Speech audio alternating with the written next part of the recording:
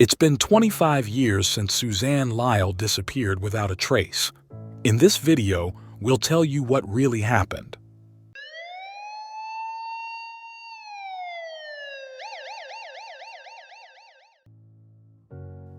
On the night of March 2nd, 1998, 19-year-old Suzanne Lyall, a student at the State University of New York in Albany, left her job at a store in a mall in the nearby suburb of Westmere after the store had closed. It is believed that she took a city bus from the mall to the university campus, where, according to her classmate, Suzanne got off at Collins Circle near her dormitory. She was never seen again. Suzanne Lyall was born in Saratoga Springs, New York in 1978, the youngest of 3 children of Doug and Mary Lyall.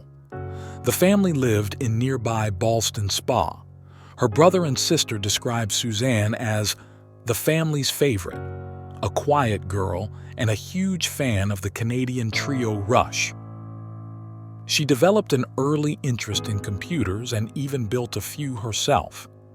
After Suzanne graduated with honors from Ballston Spa High School in 1996, she attended the State University of New York in Oneonta for a year before transferring to Albany. The move to Albany brought her closer to home and to her boyfriend, Richard Condon, who was a few years older than her. He shared Suzanne's interest in computers. In addition to her studies, she worked 2 jobs off campus, one at a computer company in Troy and another at Babbage's store in Crossgates Mall, 3 kilometers west of the campus. Mary Lyall recalls that the last time she spoke with her daughter on March 1, 1998, Suzanne complained about being short on money and waiting for her next paycheck. However, she declined her mother's offer to lend her some money.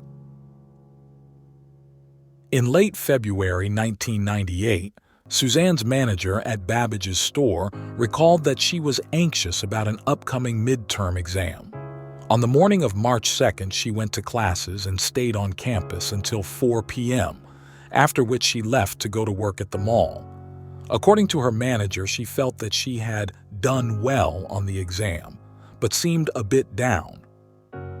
Suzanne stayed at the store until it closed at 9 p.m., then took the bus, arriving on campus around 9:20 p.m. The bus driver, who regularly worked that route, later confirmed that he had seen her board his bus.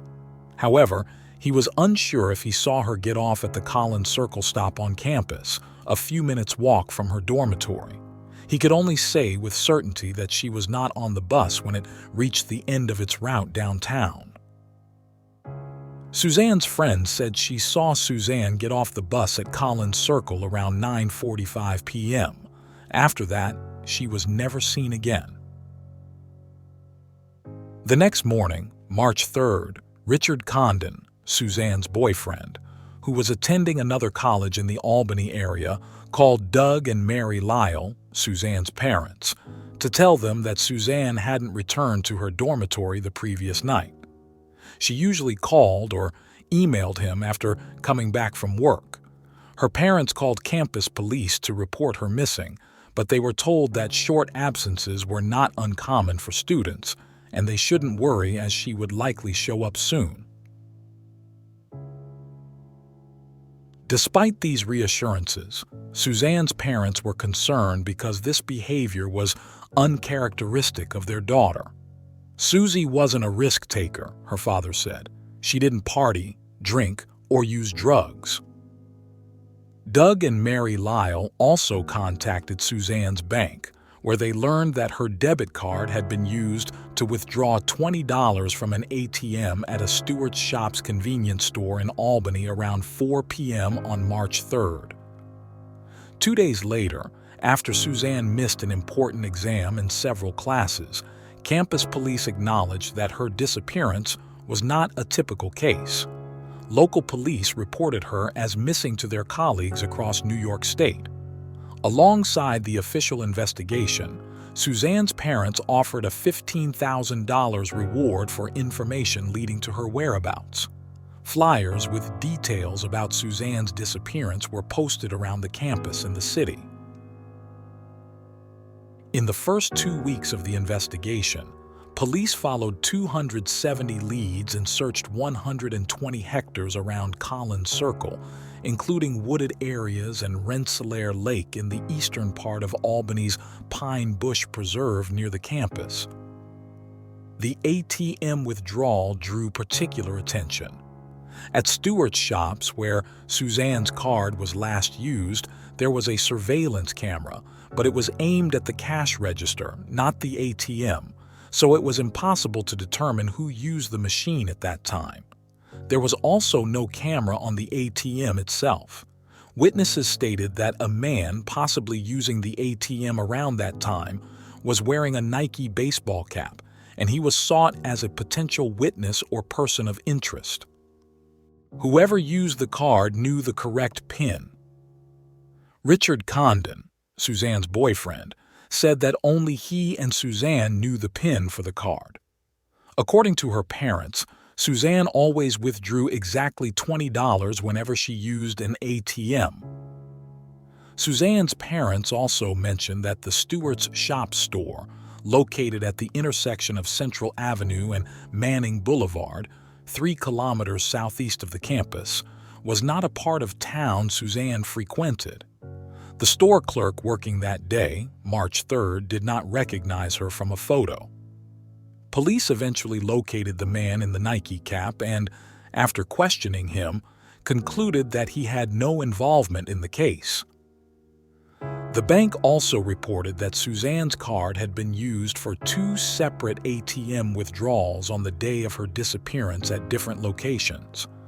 One was in the morning near the Collins Circle bus stop, and the other was at the mall around the time she was supposed to arrive for work. Both times, $20 was withdrawn. A convicted rapist who violated his parole and left New York State around the time Suzanne disappeared was briefly considered a suspect, but after police questioned him following his arrest, he was ruled out. Given the bus driver's uncertainty about whether Suzanne actually got off at Collins Circle, police began to consider the possibility that she might not have returned to campus that night. Some investigators even suggested that she may never have boarded the bus at all. In May, her Babbage's store ID badge was found about 27 meters from the bus stop in a parking lot, in the opposite direction from her dormitory. Another theory emerged from one of Suzanne's co-workers at Babbage's. She told investigators that about a month before her disappearance, Suzanne had mentioned that she thought she was being followed by someone she didn't know. However, the co-worker also said that Suzanne didn't seem afraid of the person. The police were never able to fully rule out Richard Condon, Suzanne's boyfriend, as a suspect. Mary Lyall later told CBS News that her daughter had tried to end the relationship with Richard several times. After Suzanne's disappearance, he told the police that she was his fiancée, but her parents said they knew nothing about this. Richard had an alibi for the time Suzanne disappeared. He was playing video games with a friend, and the friend confirmed this during questioning. However, after several interrogations, Condon refused to take a lie detector test or answer further questions without a lawyer. In the years since, he has declined to speak to the media about the case. To this day, Suzanne Lyall's case remains unsolved. In 2012, the cable channel Investigation Discovery dedicated an episode of the series Disappeared to her case. Doug Lyall passed away in 2015. In 2018, New York State Police Senior Investigator John Camp said, "We believe this is a homicide. Is there a chance she left? It's possible, but the reality is she probably became the victim of foul play." And that concludes our coverage of this tragic story. If you found this video informative or thought-provoking, don't forget to subscribe to our channel for more updates on cases like these. We'd love to hear your thoughts in the comments below. Feel free to share this video with your friends and give it a thumbs up if you found it valuable. Thank you for watching.